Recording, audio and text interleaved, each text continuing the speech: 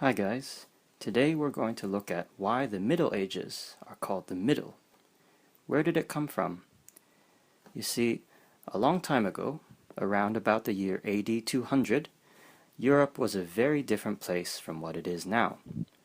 Today, Europe is divided into many countries, but back then, most of Europe was like one big super country, the ancient Roman Empire. Western Europe and North Africa, Central Europe, Eastern Europe, and even parts of the Middle East and Egypt were all ruled by one man, the Roman Emperor. But things started to change. The Roman Empire became unmanageable. Cracks started to appear in the parts of the empire in Western Europe and Central Europe. The Romans managed to put things back together after a lot of wars and violence, but the idea of one single empire was finished. Eventually, the Romans used a system where there was one emperor in the east and one emperor in the west. But the emperor in the west had a hard time controlling his half of the empire.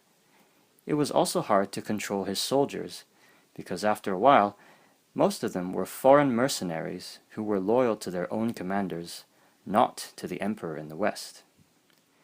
Eventually, these mercenary soldiers threw out the emperor in the west. And so the Roman Empire in Western Europe and Central Europe disappeared.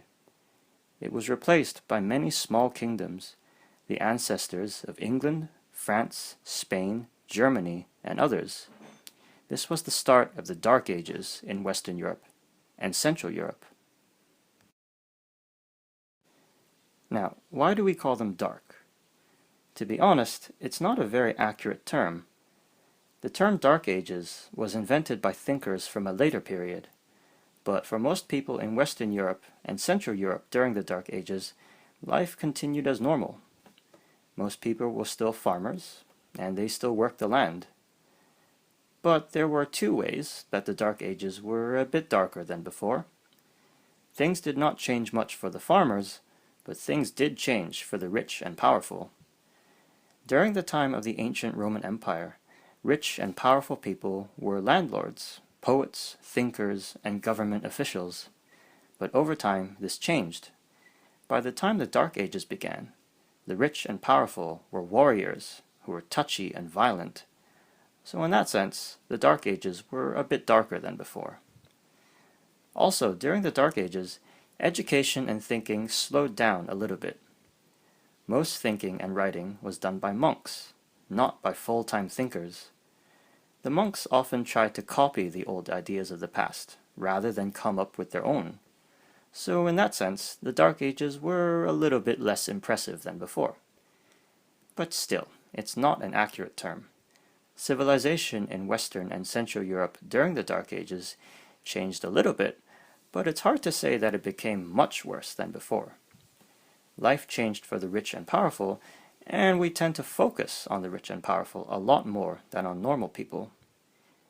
Plus, we tend to forget that while Western Europe and Central Europe were in the Dark Ages, life in Eastern Europe and the Middle East and Africa continued just as before, under the Roman Empire in the East.